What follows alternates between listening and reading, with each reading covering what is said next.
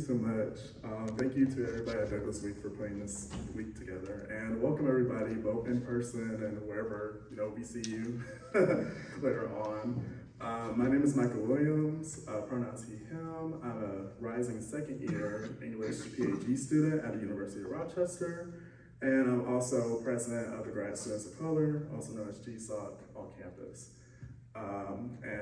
Me and our panelists here and our trusty phones, because it's the Gen Z generation, all that are here for what I believe is a very special and important conversation that people of color in graduate education, which is probably one of the most predominantly white spaces in America, other than the government and I guess like the Country Music Association, or something like that. And though recent decisions by the Supreme Court about affirmative action, the number of students of color will be perhaps even more limited, so to speak.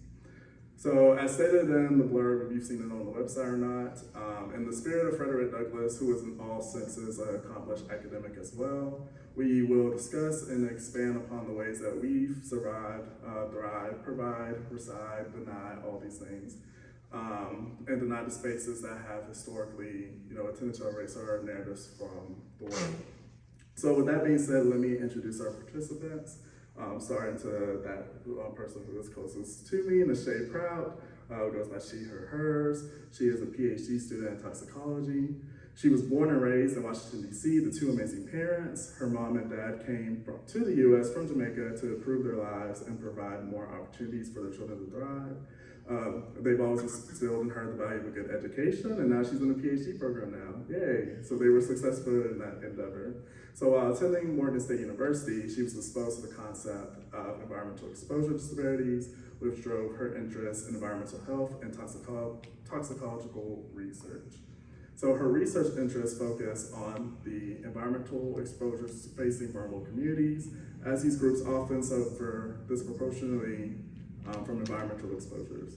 So on top of her PhD studies as well, she volunteers for the Rochester Youth Science Club, serves as an officer with the Graduate Student Society, which is on the S&D campus at the University of Rochester School of Medicine and Dentistry.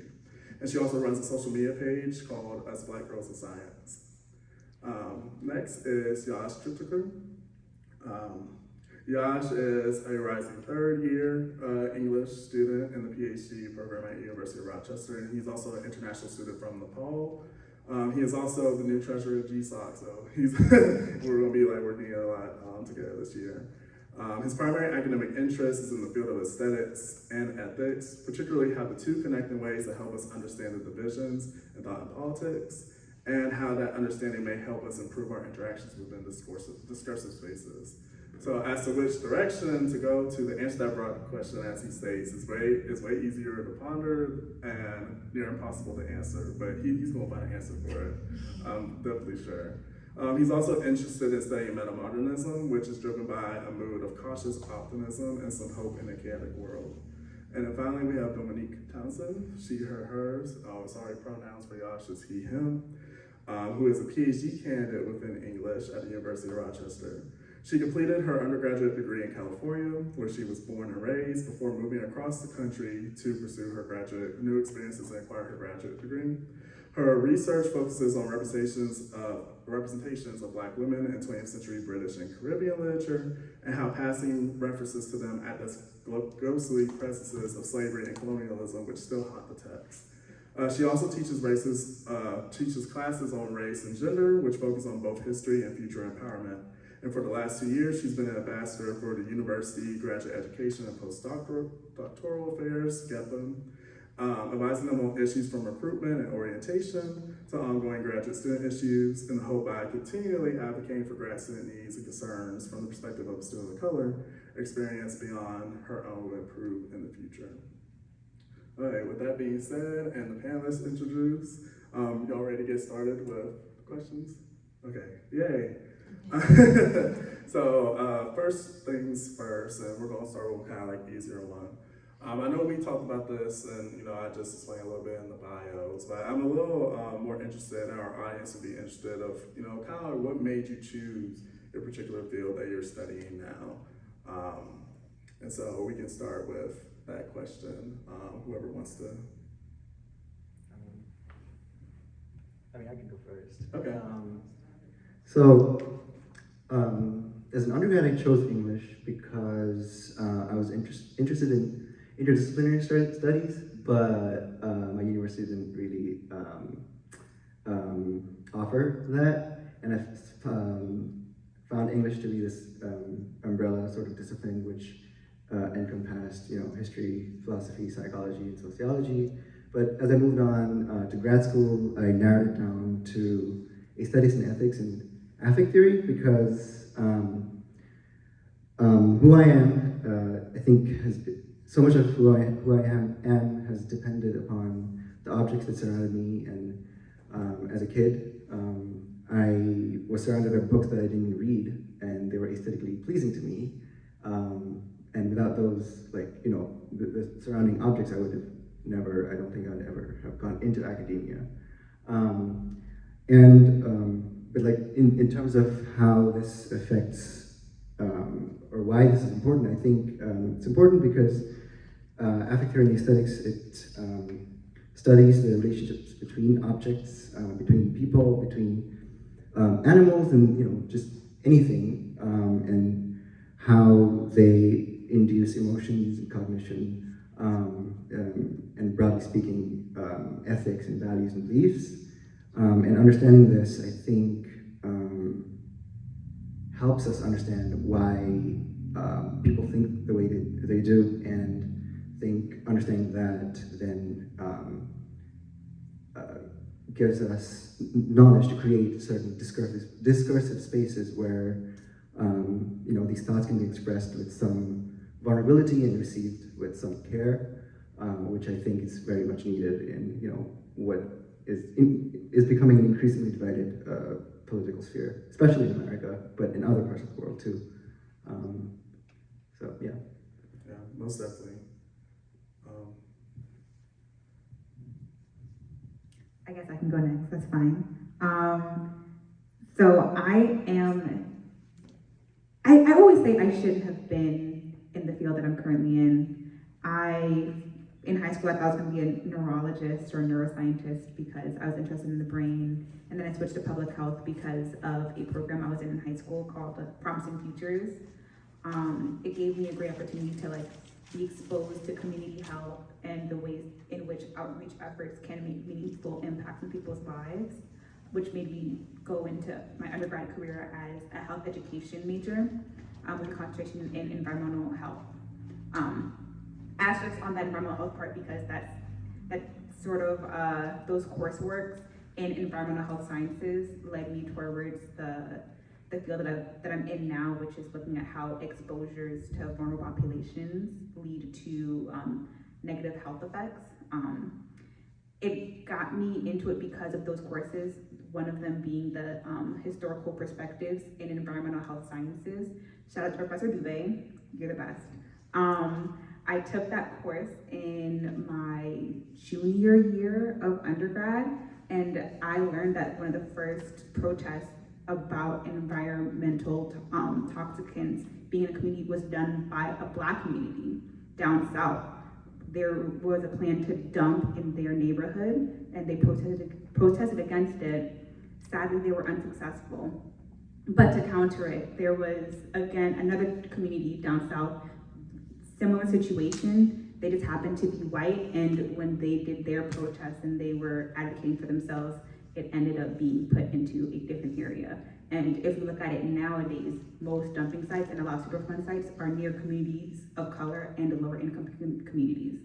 Learning that made me more interested in the field that I'm currently in, because I think it's very unfair that we have to bear the burden of increased exposure to dangerous things just because of where we can afford to live or where we just so happen to live, because we are somehow seen as a bit more disposable than other people for things out of our control.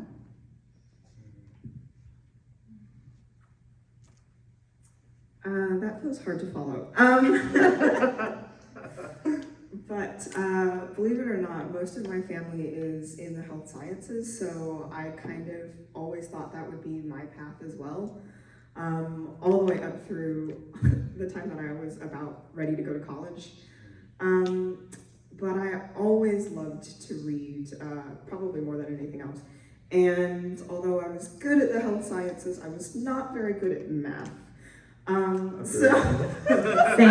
I'm the same. So, looking at my options, I kind of took a sharp turn into the humanities and decided to pursue a degree in English because it was what I really loved to do.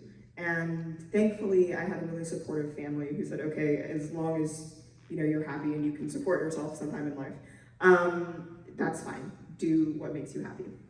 But really, I got into a grad degree because I realized that I could also make a difference with what I love to do and the skill set that I had.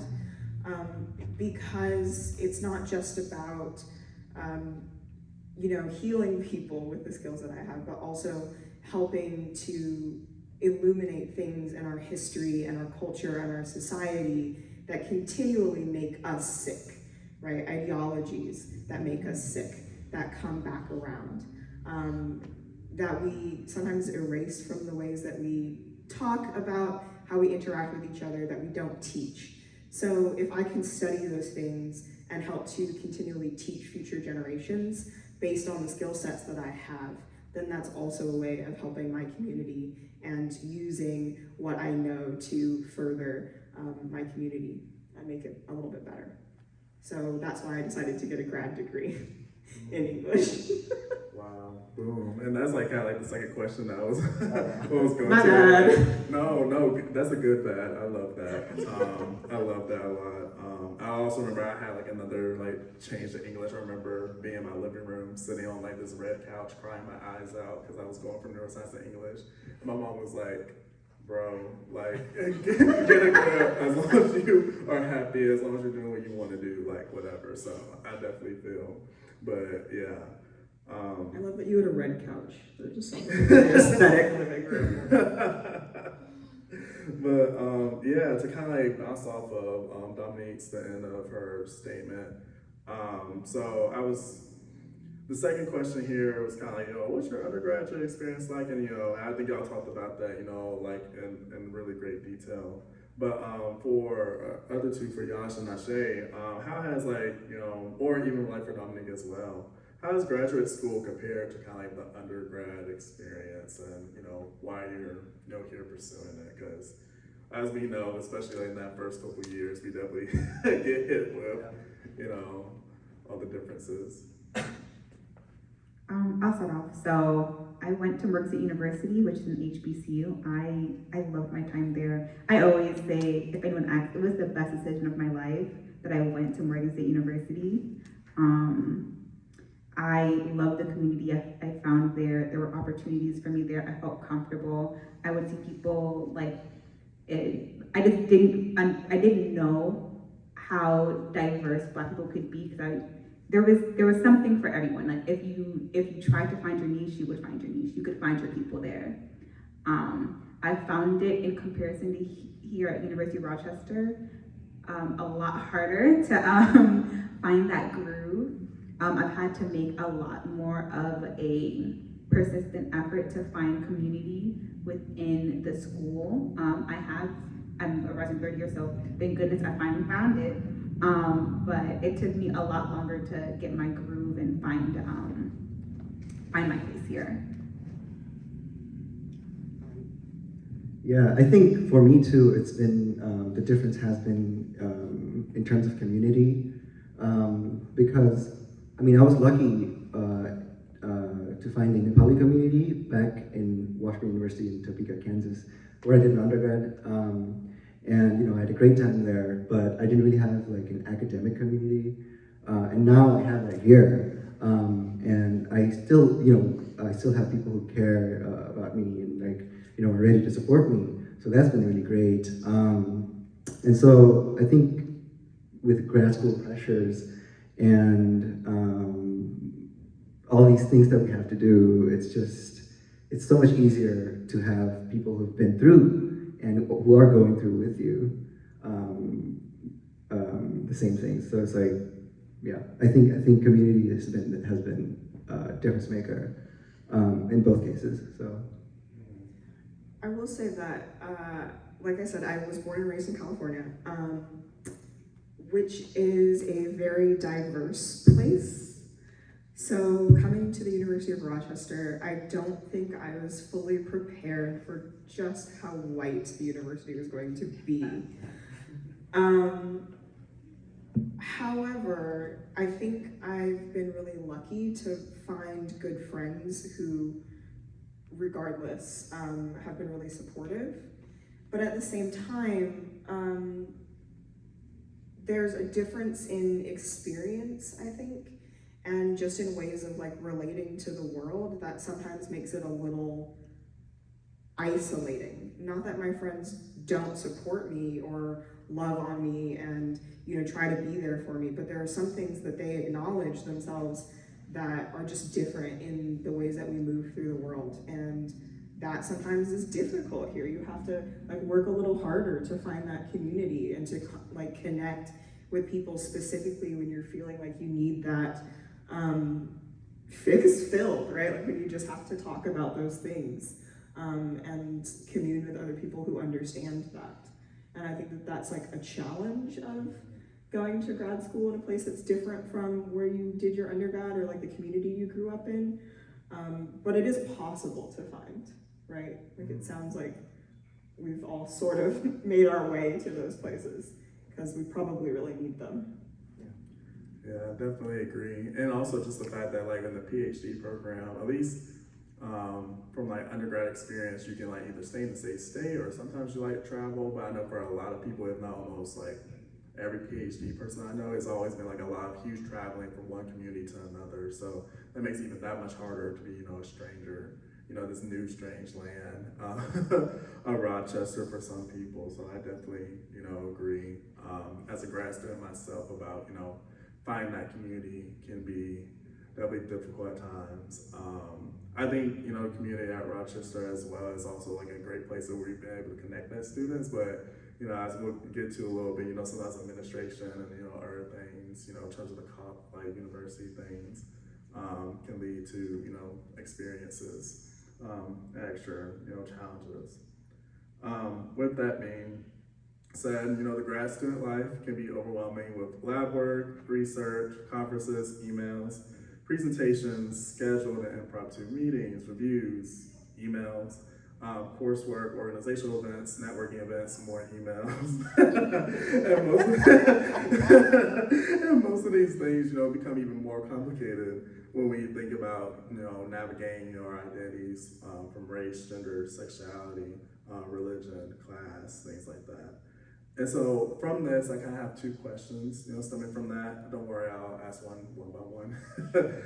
The more, you know, I guess obvious one is how have you been able to, you know, navigate that if so?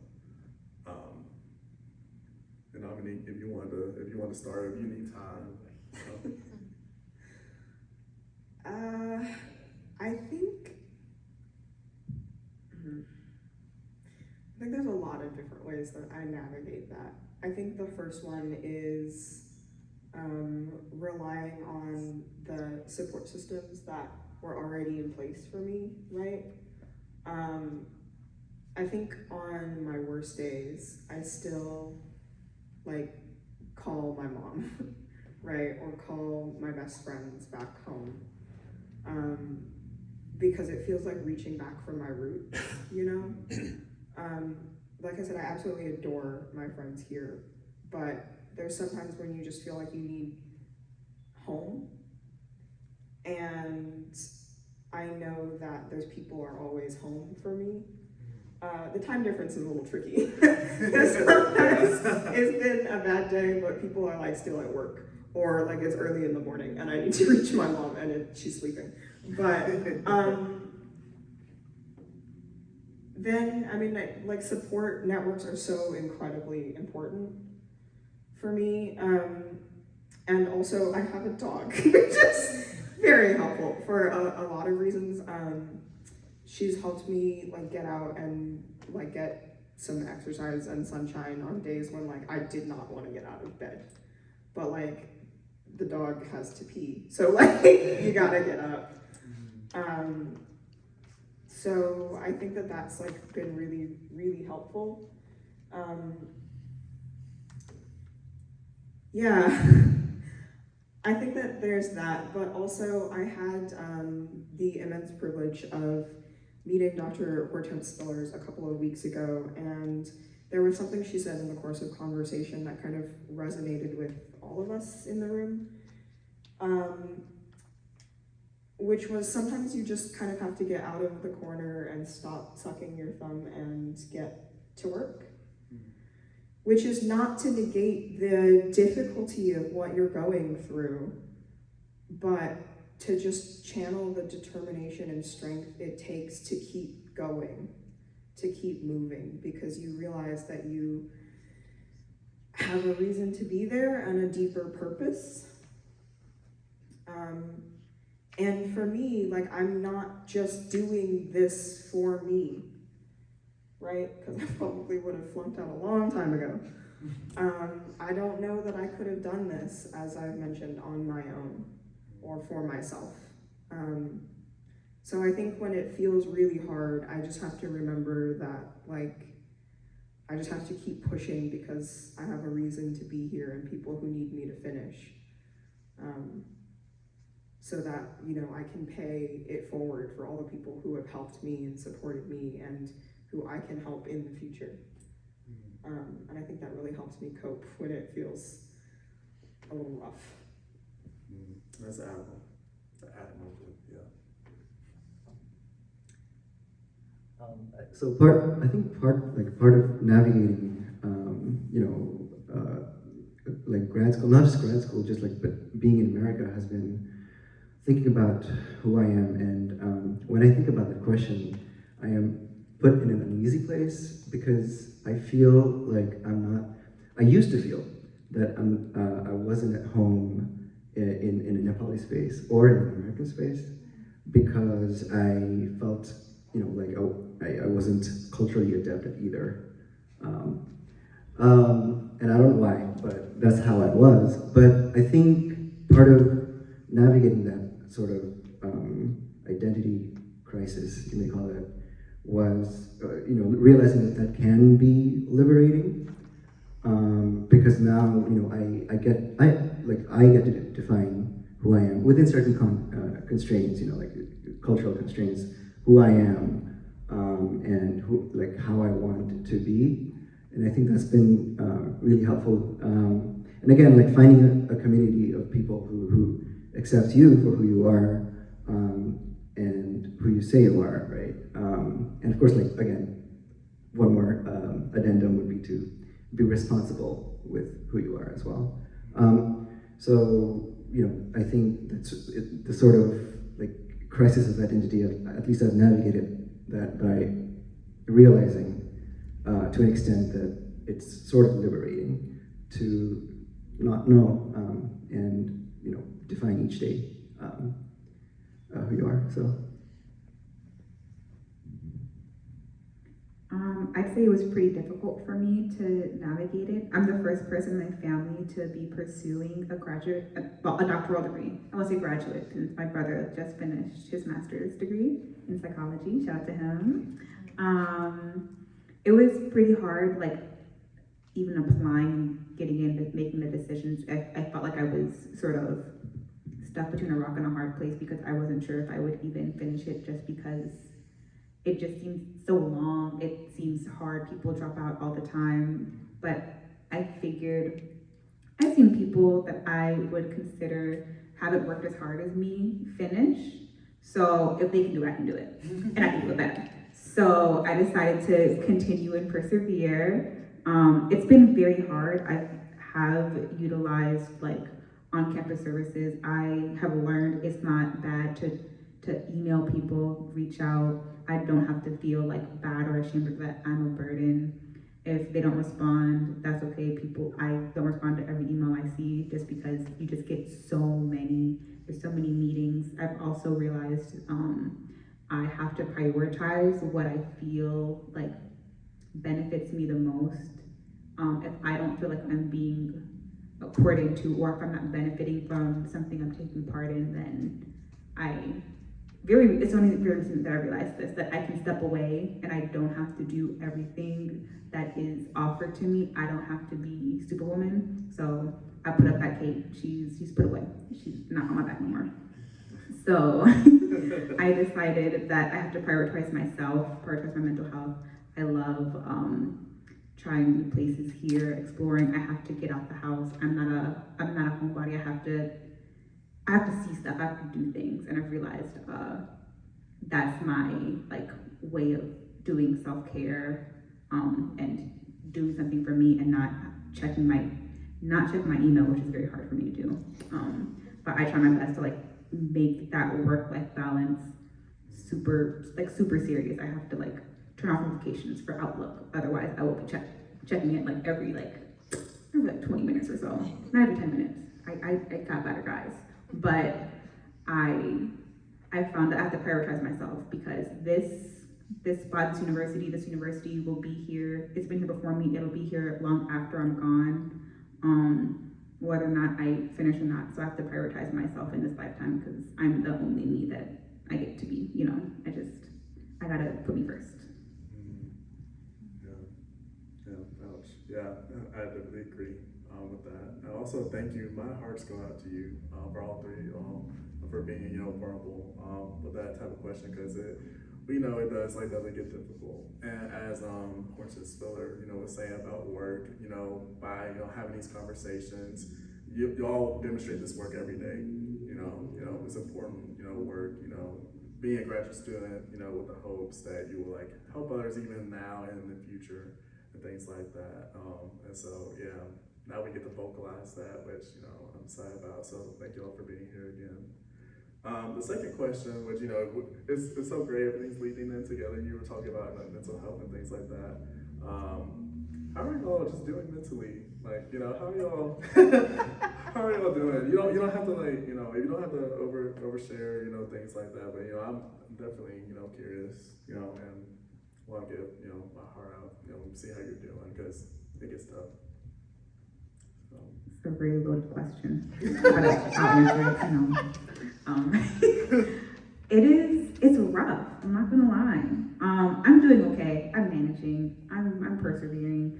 But I'm not gonna lie, it's very hard. It's hard academically. It's hard, relationship-wise. I'm missing milestones with my nieces and nephews and my family members back home, because I don't get to go home as often as I'd previously done. My family's in DC. I was in Baltimore in undergrad, so I could always pop down, ride the train just for an hour, and I'm home. I did my laundry at home, all the undergrad. It's great. Can't do that anymore. I have to, plan out, strategize. Okay, I'll go this weekend, or I'll go for this holiday, but not that holiday. So it's difficult, but it's doable, and I'm doing it. I definitely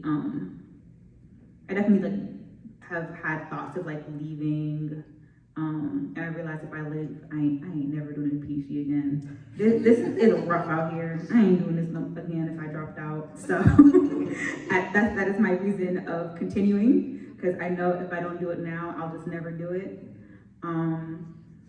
And yeah, I'm just persevering. I know my goal. I want to achieve my goal. I want to be Dr. Prout one day, and I'm gonna make it happen.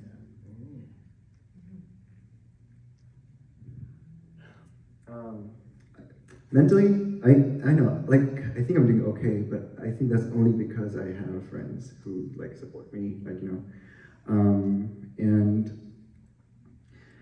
grad school's tough. The imposter syndrome hits every week. I feel sometimes I barely know where I am, or if I'm supposed to be where I am right now. Not in just terms of progress, but in terms of place as well. But I think the constant reassurance from the people around me, and seeing people do the things again, right? The struggling together, the solidarity, I think really helps. I think I'm doing okay right now, only because of that. Otherwise, you hear that PhD programs can be isolating. You're holed up in your room, doing countless hours of research. But I think like our department, like the English department in the university at least, has some like level of cohesion, communication going on, which is great. That's really helped. Yeah, it's been really interesting. So as you mentioned in the beginning, I've been working with the Department of Graduate Education and Postdoctoral Affairs, which means that I've met people in the last couple years outside of like my bubble of the humanities. So I've gotten a little glimpse of how grad school works for people in very different departments from my own.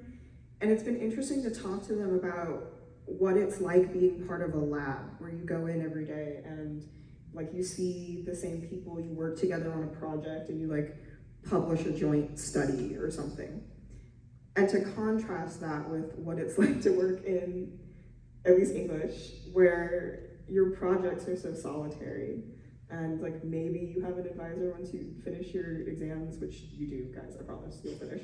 And you know, start working on a dissertation. And then the dissertation like consumes your entire life for a few years and becomes your entire personality, and you think you'll never finish, but you will.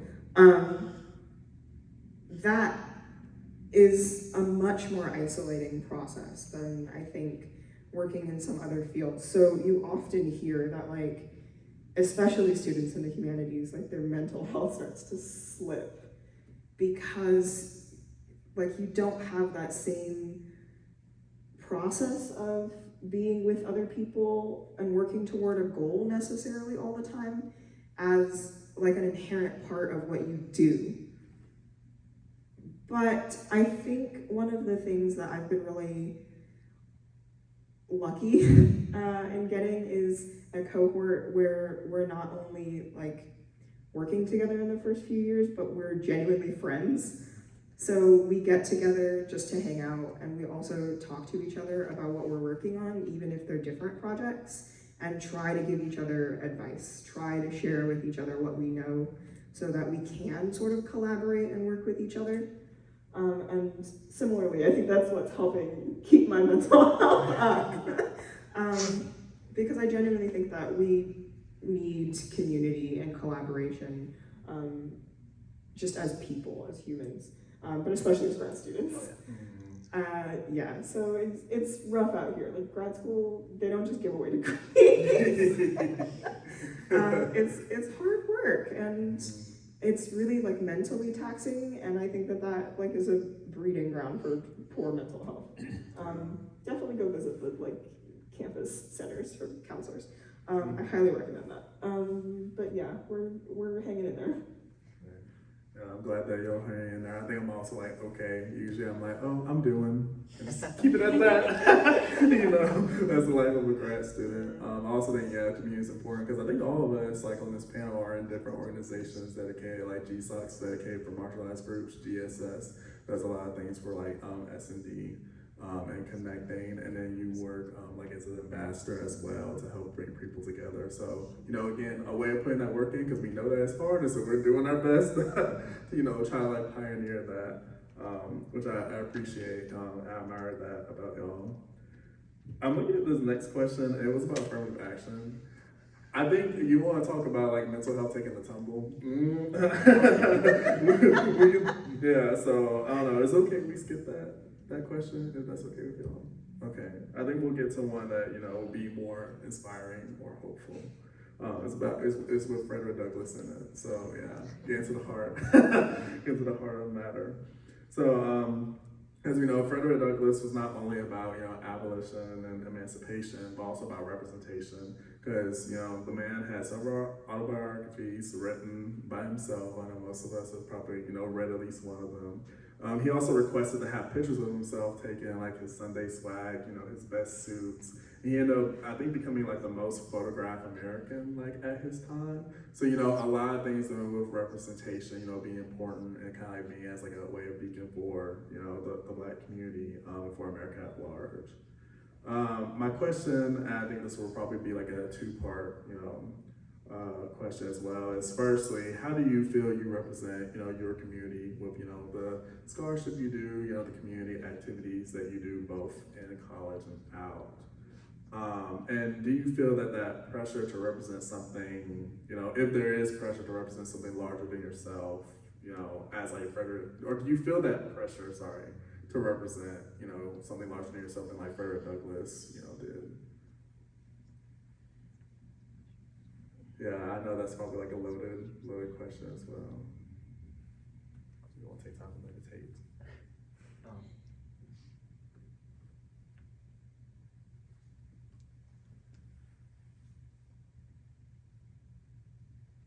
Okay, so I mean, I'll be honest. Like up until recently, I've like always been this sort of like head in the clouds sort of person, where you know you just think about like all these like problems and issues just in the abstract, and I think it's taken time for me, and I think again, like not to belabor the point, but again, finding a community of people who care about these things to bring me sort of down to the ground, and so you know, like I recently joined GSOC. And so I think for me, the next step would, or you know, at least in terms of doing something for the community, would be making my voice heard, because as an international student, a lot of that isn't happening.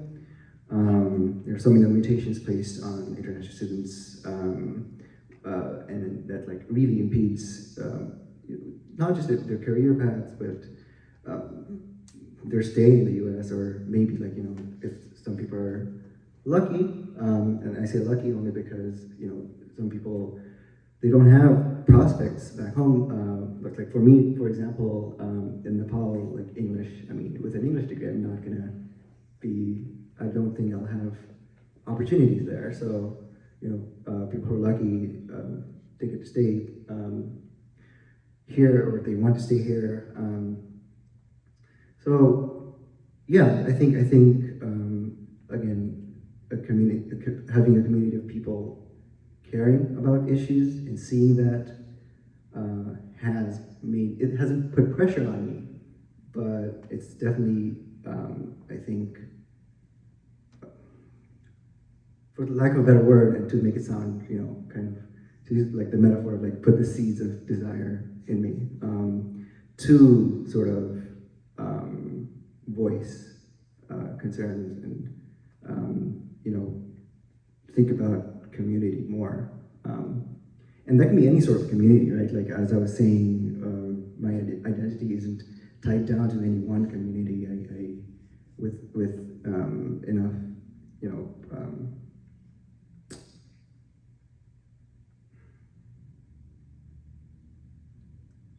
I just blank on words constantly, sorry.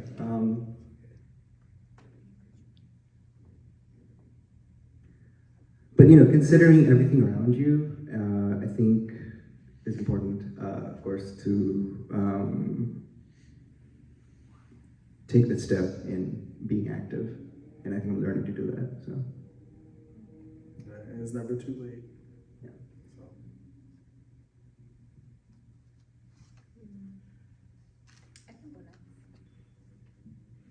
So. To answer the second question, yes, I do feel pressure to represent my community. I guess until August 1st, I'll be like the only like fully Black person in my entire program. So yeah, I'm the only one. I'm the darkest one. It's crazy. I know. But I definitely do feel that pressure to represent my community. I feel it, and it's not like a negative pressure. At least not all the time.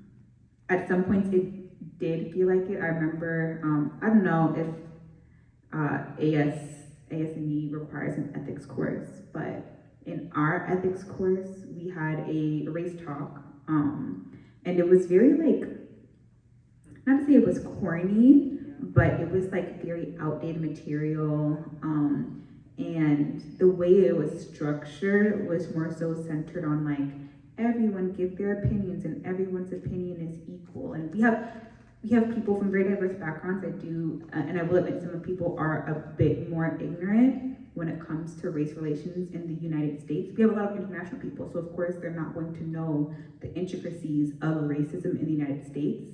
And in that like class on that day, I did feel like it as a more negative thing during those conversations, because again, it wasn't And the person monitoring it, I'm not saying they didn't do a good job, it was just more so not as well managed and nuanced as it could have been. So that's like an example of the representation on like a negative way. But in a positive way, I have a page on Instagram, you can follow it, Us Black Girls in Science. I don't post on it as often as I want to because again, I'm a very stressed grad student. But I made it in undergrad because I wanted more girls that look like me to know that they can do science. When I was growing up, I didn't feel like I was a scientist. You know, the image people have in their head of a scientist is usually like a white man, maybe shorter stature, wearing glasses. I mean, I got glasses on that, you know. Like a squeaky type of voice, very like mousy in nature, or like a know-it-all, sometimes rude. And so I didn't feel like I really fit into that aesthetic or into that like mold. So for the longest time, I didn't think I'd be a Ph.D. doctor, not that medical doctor, because I wanted money, but that's the point. I feel like I represent my community in like a positive way. I feel like I represent not only like growing up in DC, the DC community, I represent Jamaica. Both my parents are from there. My brother was born there. I just got back from there. I love being part of the Jamaican community, and I love being like a representation for us in STEM. I feel part of being a woman. I feel like in STEM it's very hard for women navigating degrees, navigating mentorship opportunities as well, because sometimes those can be, I'll say, negatively influenced by gender norms and gender expectations. I've often seen that when a woman is like, say for example, a TA, she's often a lot more, not to say bothered, but she's more approachable to students. So therefore she often carries the burden of student discussions and assisting with students, because women are often seen as more approachable in general than men are. Like, oh, he's more busy, I'll just ask her, she seems nice. So I'll ask her my question. Not to say it's a bad thing to be approachable, but there is a difference in who is burdened by what. And I'm saying that to say that, like, when I was a TA, I felt like I was representing myself, not as like any part of my identity, but just being me, because I was doing it at the graduate level at a very small setting. I was the only TA, so there was no comparison for a male TA to see if he had any more emails in his inbox from all the students than I did. But at like a large scale, I feel like I represent my community's plural pretty well. It's usually positive. Sometimes it's negative, like I said, with that one ethics course, when it's not well managed during racial discussions. But for the most part, I don't think it's negative to have to represent a community. I enjoy it. And I always feel like people sometimes make it a bit more negative than it has to be. Sometimes you can be a good representation. You don't have to feel like it's a negative burden. But other times you do feel like it's a heavy weight to be the one Black voice in a classroom, or the one Black person in an entire program. So, yeah. Yeah, I think similarly, until you guys came along, I was like the one non-white face in the English department for a few years. Oh my gosh, yeah. And definitely used as like the diversity hire. Still being used as the diversity hire occasionally. You're up. You guys are up. I'm tired. I'm gonna tap you guys in for a bit here. No. I think, yeah, I sometimes feel that, I don't want to call it like a burden to represent my community, because, yeah, I don't necessarily see it as a burden, but it feels tricky for me sometimes, because there's often that like voice in the back of my head. It's almost like imposter syndrome, wondering if I'm like sometimes Black enough to represent my community.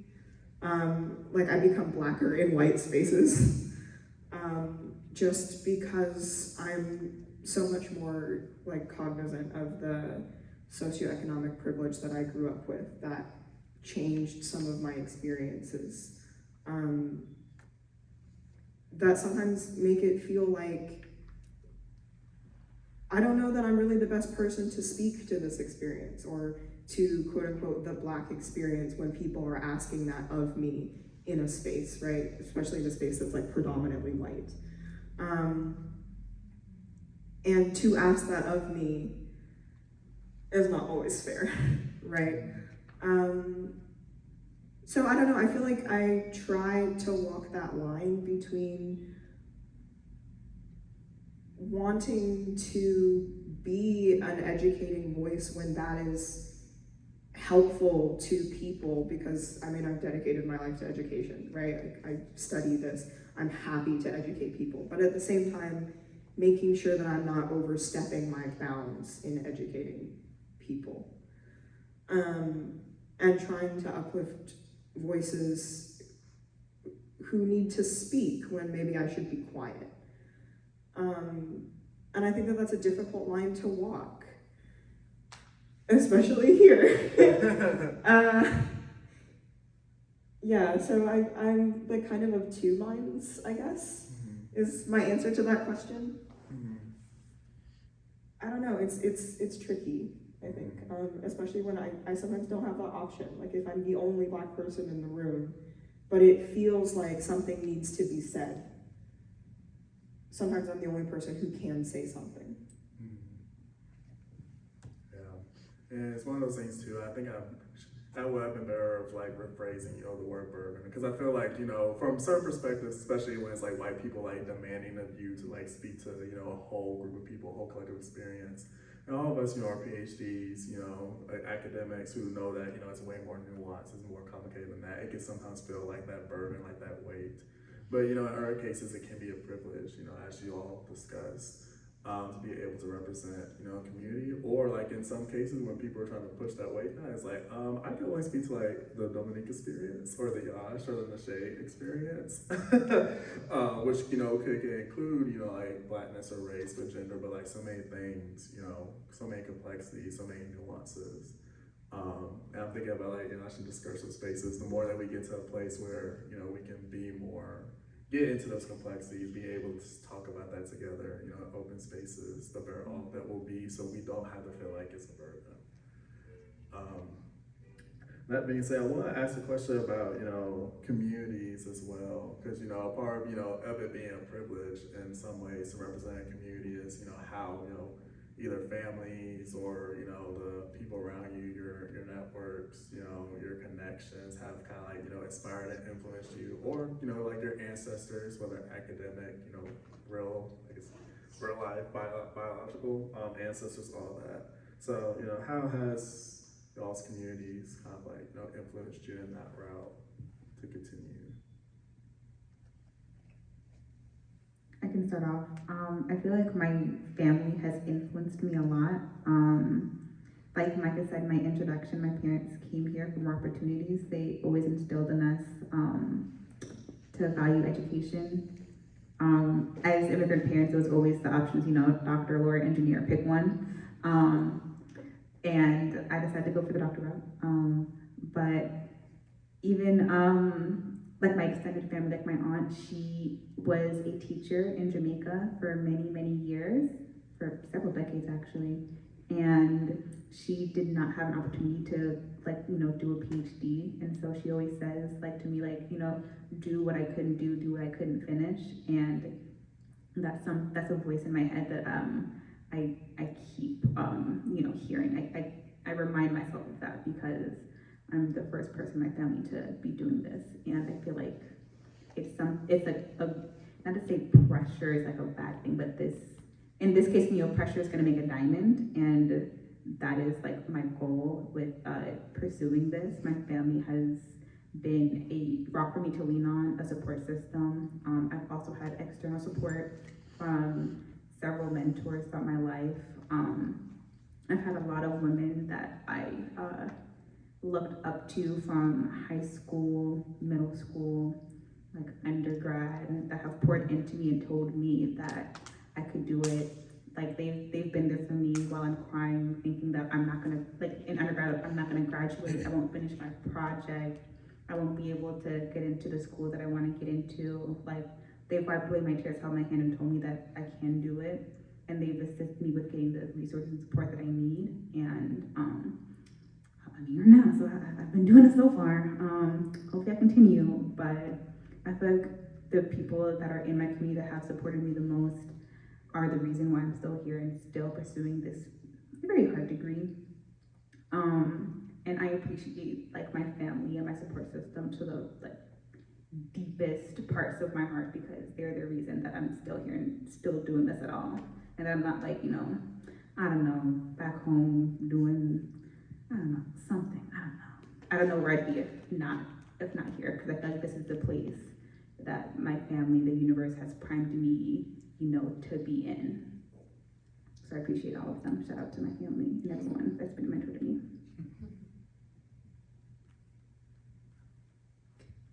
Yeah, I mean, similarly, there are a lot of really fabulous and supportive people in my family and my support system.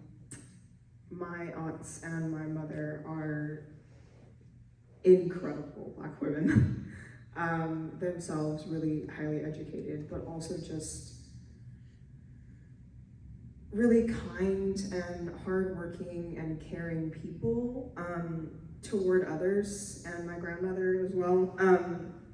So I was growing up in sort of this community where they showed me that no matter what you do, it's so important to like use your skills and your talents to give back to the community around you. And I think that has been ingrained in me since I was very young, and it's something that like I try to embody all the time. But also I think one thing that's really, really influenced me is my Nana, who always used to say like, Dominique, you're a scholar, like this is what you do, and your mind and your brain is so fascinating and important, and I think that you're gonna do something with this someday. So I'm still, trying to make her proud, I think. Yeah, I mean, like family is so important. It's such an important supportive structure because again, like my parents too were the ones who sort of pushed me to do this because in Nepal, as I mentioned before, it's, a lot of people are doing STEM. They're engineers, doctors, a few lawyers, and like barely, like in Washburn, in a community of like 30 like Nepali people, I was the only one doing English. Everyone else was doing like computer science or like doing like business, and and again, like the whole community was like pretty proud of me, which was really nice. My parents too, like knowing the condition, like so, like I come from a very poor family, and to have that much belief in me to like do something like English, which and to pour money into my undergrad education, like full disclosure, like I think they spent almost like 90% of what they had to get me to where I am, and just to have that sort of belief behind me, I think it's driven me so much. Because I mean, I as a high school student, I used to do science, and I used to be like a mediocre, like a B grade student, and in undergrad I was like excelling, only because like I was like, okay, yeah, no, my parents are doing this for me, and they believe in me so much. So like that really motivated me, and here I am.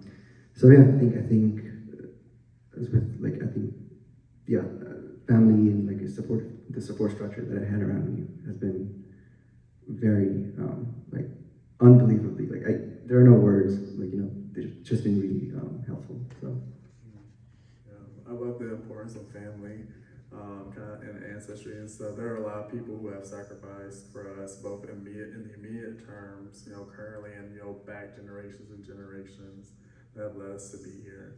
And while we're at it, shout out to my mom and my grandma, my baby brother Isaiah's, because they've also, in their own ways, even for little Isaiah's, they have done a lot to kind of support me through this journey. They want to make sure that they got doctors, yeah, Dr. Williams, to come back. I promise we're at the last question now. It's been a lot of like great discussion. Thank you for that. And I want to like kind of end on like, you know, the highest note we can, because like a lot of it, yeah, grad school hard, grad school frustrating. Most definitely. But if you have any, I hope you do. In terms of like, you know, experiences, you know, memories, like what's been kind of like the highlight or kind of like the best experience of your grad school education so far? You know, because it's the positives as well that keep us, you know, here as well.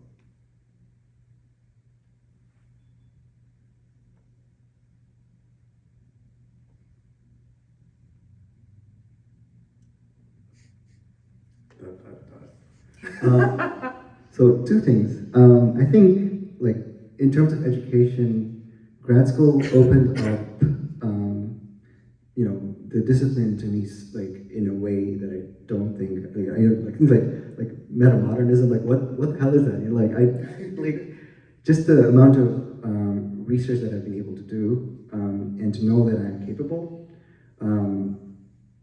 has been, like, so the reason I say that, the reason I know is because the first semester, what we have to do is we have to write 3 papers, each paper is like 20 pages. As an undergrad, you do that like once in 4 years, and you have a whole semester to do that. So, you know, like going through these stages of difficulty, I think has been important in, you know, has been important in knowing that I can do it, even with the like constant feeling of, you know, being an imposter. Thing number 2, I think, highlight has been, again, the people around me, and that feeling of home. I think, like, I found that here, right? Like, I can speak like this, I can, you know, share who I am and be accepted, which is really just, I think that's the biggest highlight. I mean, I don't think I need any other sort of highlight, you know, when you have that, so. Yeah, I'd also say 2 things. So one, probably like the first time a more established scholar really appreciated my ideas, like either at a conference or in writing, and validated that, like, yeah, maybe I am supposed to be here, right? That was a great feeling, like very, very heady, great. But I think even more than that, like the moments when my students tell me, like, I hadn't thought of it that way before, or after a class when they come back and like see me, or like they wave at me, and they're excited to see me, or when they tell me that like an idea or like a paper they wrote is working for them in some way, they're going to use it for something else important that they're passionate about, probably that moment. Like, I'm excited for them in the moment, and we talk about it, and it's great, and then I go off and I like cry somewhere in a corner because I'm just so excited for them and happy. That's probably the highlight of like my experience, because at the end of the day, like that's what I came here to do, and I love that even, you know, at like my young age in the career, right? I'm already like beginning to do the work that I have wanted to do, that I intend to do in the future. Yeah, so those are great moments for me. Okay, so this might sound a little funny, but it was when I finished my first year and I saw that I passed everything, and I even had a couple A's in there, and I was like, oh my gosh, an A in grad school is hard. I was taking, it's hard courses, like the biology courses, pharmacology, cell physiology, all those courses coming from a health education undergrad where I was not doing like that many like hardcore science classes. You know, I was in epidemiology, which is a bit more math-like, and I was in like, you know, health planning and, you know, outreach, stuff like that. And going from like how to, you know, evaluate a health program to tell me exactly how the cell cycle works each protein involved in it and which enzymes do what. I had to learn what a ligand was. I don't know who knows what a ligand is, but I had to learn that. That was a learning curve for me. And I was in courses with chem majors, biology majors, and like me and other people that were first years had several breakdowns. Like just we were crying together as a community about how hard these courses were, the grades, like with the curves, the curves like that they were grading on, we were passing with 50%. That's how rough those exams were. At times it felt like the professors were just asking questions for their own ego and not to test if we were paying attention in class. It was very hard. So getting my grades back. That might have been true. It might have been, I'm not gonna lie. But just getting the grades back, I'm like, oh my gosh, I did it. I did the first 2 semesters. If I can survive this, I could probably keep on going as long as I just keep on keeping on. Because when I tell you, I thought about quitting. A lot of people around me also thought about quitting. We would study until 2 a.m. on campus, 2 a.m. I had to walk home. The shuttle buses had been stopped running. It was the hardest experience of my life, which, to circle back, that's why I said I'd never do a Ph.D. again. Absolutely not. I will never go through those 2 a.m. study sessions looking at flashcards about what ligand does what. Never again. Couldn't be me. So that was the highlight. I was like, okay, I did the first year. I passed all these classes, all these hard classes that these chem, biology, biochem, whatever people was doing, I did it too. I could do this. I could make it. So I'd say that was my highlight. Just passing. Can I just please, honey, do not walk home by yourself at 2 a.m. I will give you my phone number. Please call me. I don't gotta do it anymore. It's okay. Okay, all right. Don't. I've been on to hard classes. Yeah. Don't do that. No, I'll come get you. Don't do that. I appreciate that. Thank you. Yeah, and I think this is, a part of the experience that I enjoy about being a grad student. It's nice to do all these hours of work, essays and get feedback. It's like, wow, I'm not completely dumb. Yay! It's nice, be a part of communities and, let, your academics know, connect to those communities through academia, but also through companionship with y'all and, for those PhD folks in the audience too. Not only do we kind of in some ways suffer together in the PhD, but we also find camaraderie and find times to have fun, and we make that a priority. Which goes to that work-life balance that Nashae was talking about earlier.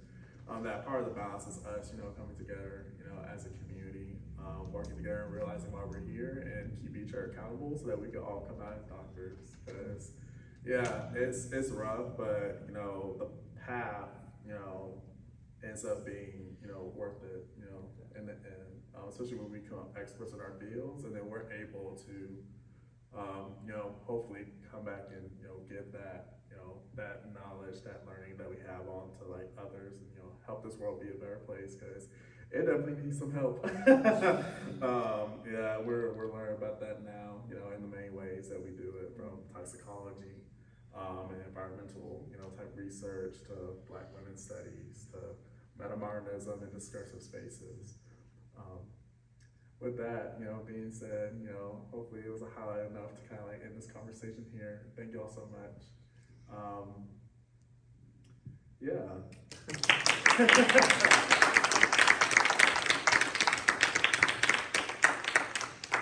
thank you so much, guys. It's these refreshing, very candid, honest conversations that I feel like we don't hear often enough. And because as a grad student, I just finished my PhD 4 years ago, so I know the life of a grad student very well. And I feel like as a grad student specifically, you don't have the time to stop. And barely to take a breath and think outside your emails. You had a great list there, Micah. But I do want to thank you for taking the time to come out here to celebrate with us, to be with us, to share with us, and I think that's super important, and I really appreciate that. I think we all really appreciate that. And I want to give everyone an opportunity to ask questions if you guys have some questions for the speakers, but I would like to give another round of applause because that was really great.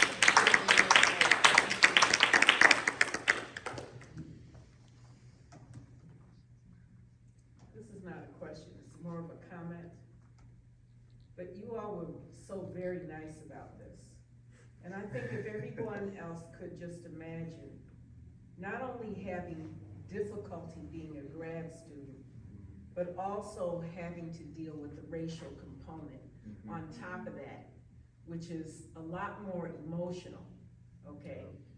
So, those of us who have been through college and have had that experience understand that, okay? And it has not changed in I don't know how many years. I'm going back 50 plus years, and it was absolutely a horrendous experience for me, you know. And then I was an art student, so they really didn't know what the heck I was doing. There's no, you know, like there's no right or wrong answers when you're doing art. It's about who you are and how you feel, you see.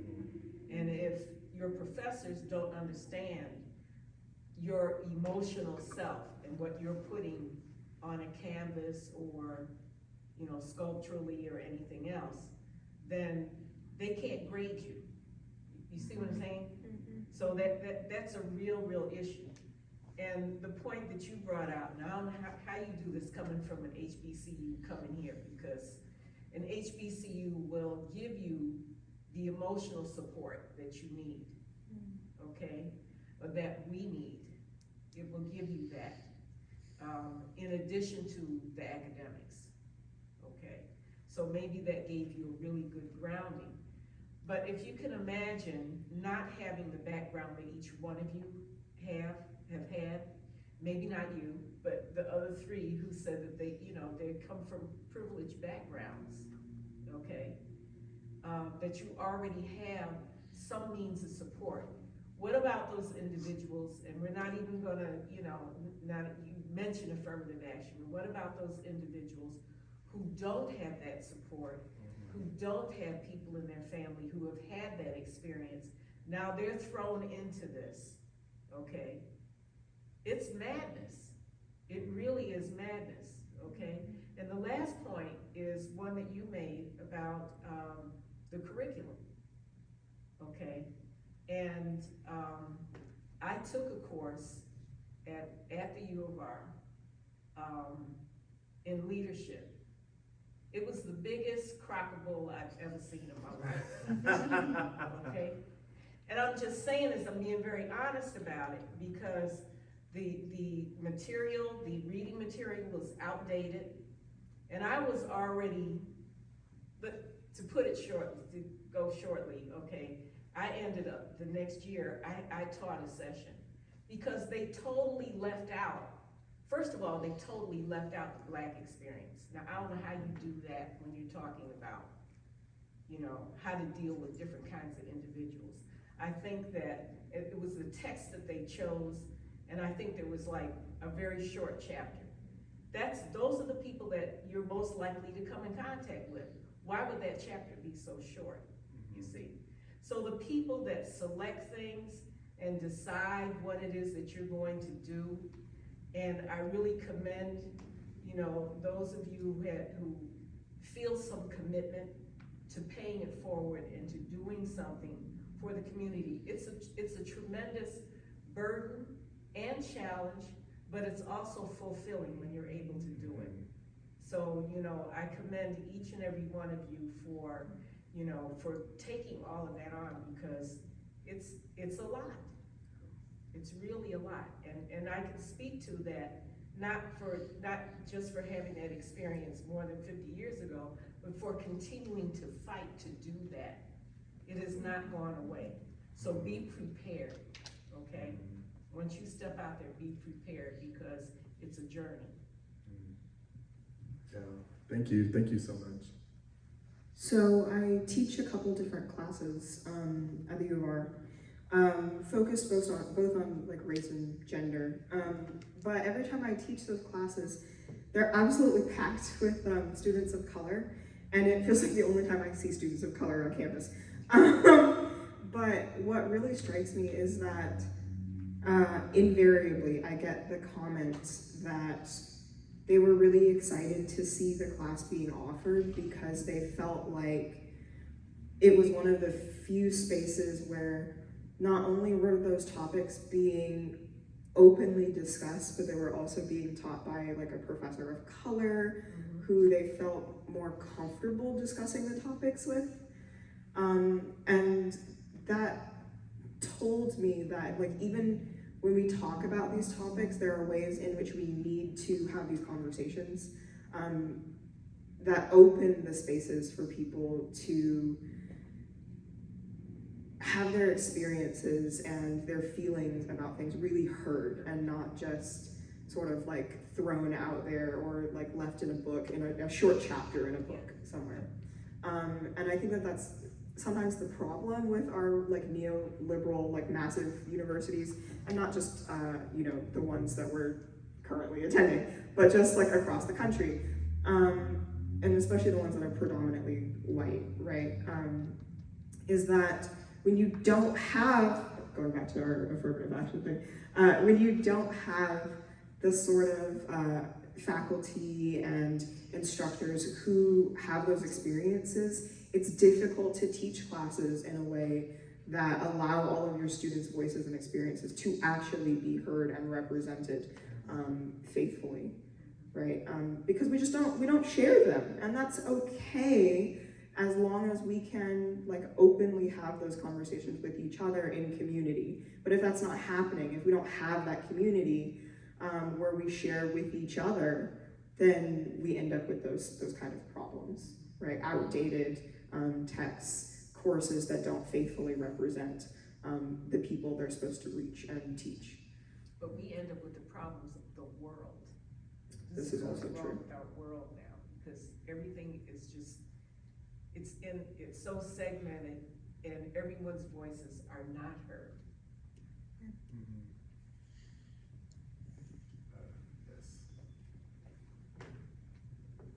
I had 3 comments to make about the discussion, and one of them had to do with the young man who was the English major. What is your name? Yash. My name is Clyde. Nice to meet you. Oh, sorry. Yeah. Don't minimize the value of English as a discipline. From my experience, English is the motor. It's the communicative motor of modern times. In the same way that Latin was for the Holy Roman Empire, English is for modern society. There's so many areas in which you not only explore other disciplines, understand history from a particular point of view, but you're on the right track with English as far as my experience is. And this whole business about graduate study, a colleague of mine pointed out, he said, you see this class that you have of graduate students? 20% of them think they know as much about this subject as you do. And 5% know as much. Now, it depends upon you, how you handle this class. And over time, one of the things that I've discovered about graduate work is that it's very important to find the right professor at the high level who can serve you as a guide, who can serve you as a mentor. Because most of us who teach graduate level courses, we're like headhunters. And people such as yourselves, who are the junior team, you're the basis for all of the footwork that we need to do to get big projects done. You know, it's an army.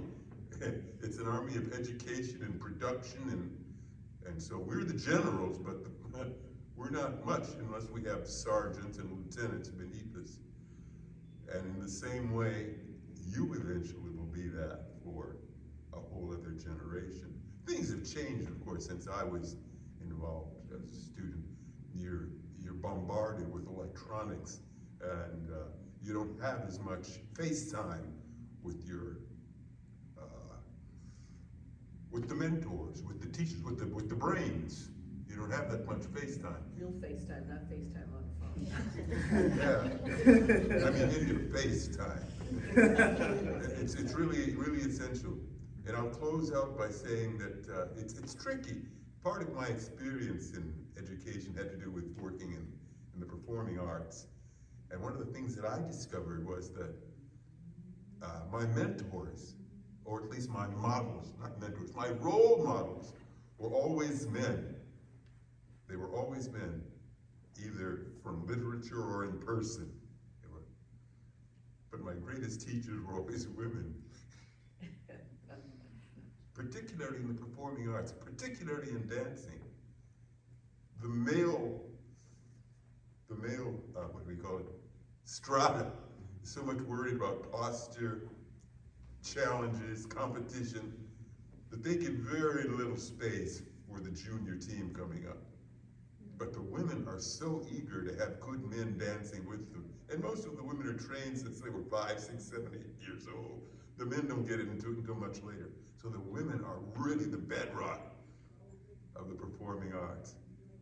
And I'm sure that this is true in other areas, that there's probably a generation and a class of people or a strata where things are different. You can't make a universal ruling about that. But where you all are is at the place that's going to make our society in general, right, make our society much richer, much more dynamic, and much more vital.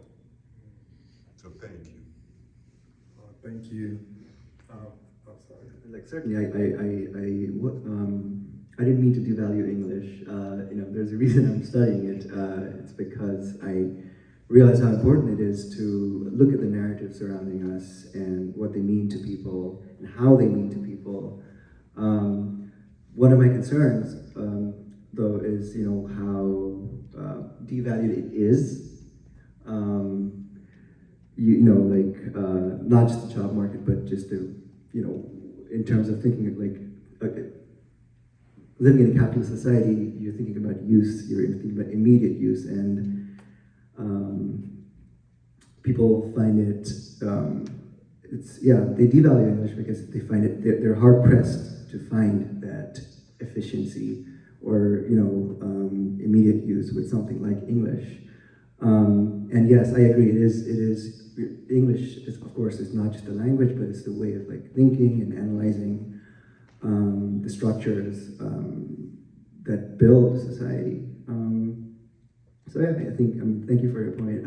I certainly wasn't meaning to devalue the discipline and the way of thinking. Thank you. And if I can add, kind of answering to both of your questions, one thing that, revealed about the curriculum is that you have this one curriculum here that, do your classwork, do your courses, but you also have what we call the hidden curriculum of all the things how do you navigate, kind of grad school life, who do you get connected to so that you really excel? And let me tell you, all of us here, and plus more people at the university, people of color, queer communities, all that have been pushing to not only reveal those structures that meant to kind of even in a way just, go ahead and say dehumanize us and kind of block us from, our paths to success. But, also this is, I think, a time for us where we're trying to kind of break those, structures that have kept people for so long. And, so I know the Office of Equity and Inclusion has Dr. Morgan, who is our new VP, who's all about, trying to connect networks together and, get these communities together. Because there are a lot of people, even with professors, administrators, students who are ready to push, at Rochester. I know across the nation at our schools too. And so I think, there's always been a push. I don't want to demean and push on previous generations, because without them we wouldn't be here. But yeah, there's always work of revealing that hidden curriculum, and bringing that to life so that we can also be successful. So thank you for bringing that out. And thank you for your work that you've done so far, and bringing us here too.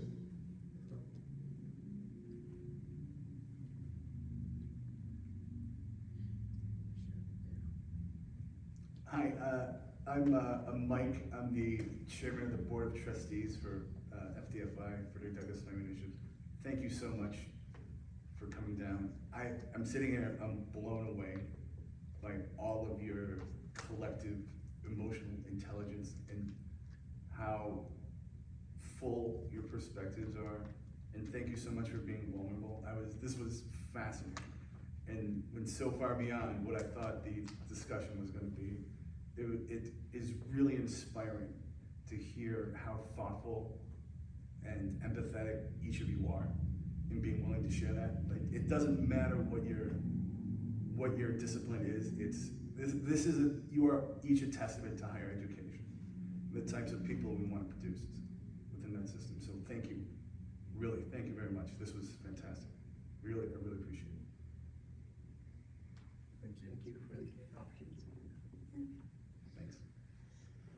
That's a perfect note to end. Thank you, everyone, the audience. Thank you, Mike. Thank you, speakers. I would love to continue this.